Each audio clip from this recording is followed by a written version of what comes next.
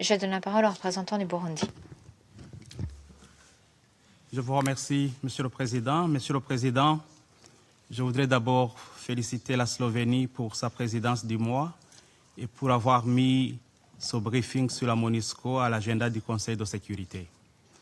Le Burundi remercie le secrétaire général pour la présentation de son rapport et salue les efforts constants de la MONUSCO qui travaille dans des conditions extrêmement complexes. Nous apprécions également l'occasion qui nous est donnée de partager notre analyse de la situation sécuritaire et voudrions attirer l'attention du Conseil sur l'évolution dramatique de la situation sécuritaire et humanitaire, en particulier la ville d'Uvira et ses environs, et les déplacements massifs des populations avec de milliers de réfugiés se trouvant au Burundi, notamment dans la province Bujumbura, en commune de Cibitoke. Le Burundi souhaite dénoncer la violation répétée et répétitive de la résolution 2773 manifestée par la prise d'Uvira par l'armée rwandaise. Ces opérations ont visé et entraîné des victimes civiles innombrables. Nous sommes particulièrement préoccupés par les attaques transfrontalières, y compris l'usage d'artillerie, de drones et d'autres moyens létaux dont certains ont atteint des localités du territoire burundais. Ces actes violent la souveraineté du Burundi, compromettent la sécurité des populations civiles et fragilisent les efforts collectifs de paix. Nous pensons que le moment exige de la lucidité, du courage politique et un engagement collectif en faveur de la mise en œuvre pleine et entière des résolutions du Conseil de sécurité, en particulier la résolution 2773. Les engagements récemment pris, y compris ceux entérinés dans les accords signés à Washington, doivent être respectés par toutes les parties, sans ambiguïté et sans conditions préalables. Dès lors, nous appelons le Conseil à, premièrement, veiller à ce que les résolutions du Conseil soient appliquées de manière impartiale, car la crédibilité collective de ce Conseil dépend de sa capacité à garantir leur mise en œuvre effective.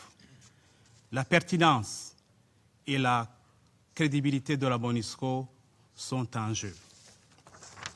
Deuxièmement, protéger les civils, surtout les femmes et les enfants, qui demeurent les principales victimes d'un conflit qui leur a été imposé.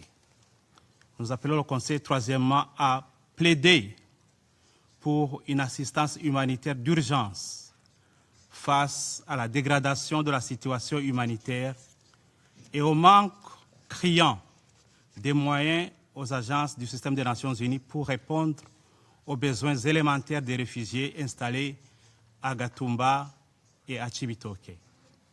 Nous appelons également le Conseil à convoquer une réunion d'urgence du Conseil dans laquelle il pourrait prendre des mesures robustes visant à stopper cette escalade dangereuse et pouvant comprendre un embargo sur les armes et un régime de sanctions économiques afin d'empêcher la poursuite de ces opérations militaires meurtrières en violation du droit international et de la Charte des Nations Unies en particulier. Nous appelons également le Conseil à appuyer la RDC et les États voisins dans des efforts coordonnés de lutte contre les groupes armés dans le strict respect des frontières internationales reconnues.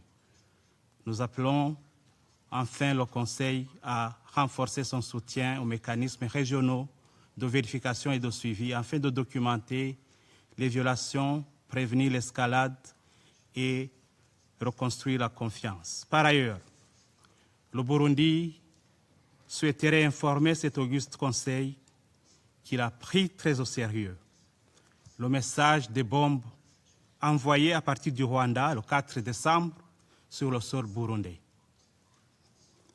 dans la commune de Cibitoke, blessant une femme et un enfant. Nous considérons cet acte comme une provocation grave et une manifestation d'une attitude belliqueuse que nous condamnons fermement.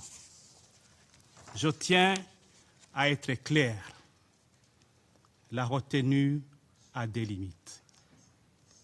Si ces attaques irresponsables devaient se poursuivre, il deviendrait extrêmement difficile d'éviter une escalade directe entre nos deux pays.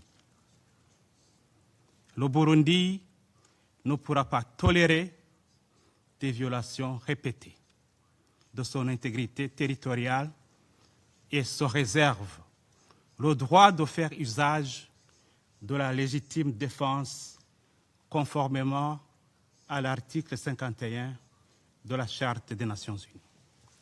Le Burundi reste un partenaire fiable pour la paix et la sécurité régionale. S'il a pu défendre les populations civiles avec hauteur dans toutes les missions où il a été déployé, le Burundi ne peut pas croiser ses bras face aux provocations et à la violation de son intégrité territoriale. Il ne peut pas croiser ses bras face aux attaques contre la population, sa population, et nous ne pouvons pas croiser nos bras face aux atteintes portées à la stabilité de nos frontières. Notre message aujourd'hui est donc un message d'appel à la mesure, à la fermeté contre les violations avérées et à une action concertée qui permette à l'est de la RDC et en particulier à des zones comme Uvira d'entrevoir enfin un avenir de paix durable. Je vous remercie.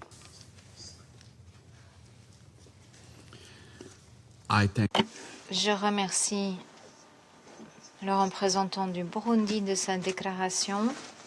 Le Rwanda a demandé la parole pour faire une nouvelle déclaration avant de lui donner la parole.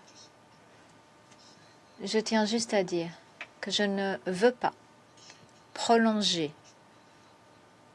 cet échange de vues qui ne contribuera pas à la mise en œuvre de l'accord ou à la résolution 2773 et ça ne protégera pas non plus les civils qui souffrent. Les membres du Conseil ont entendu très clairement vos messages.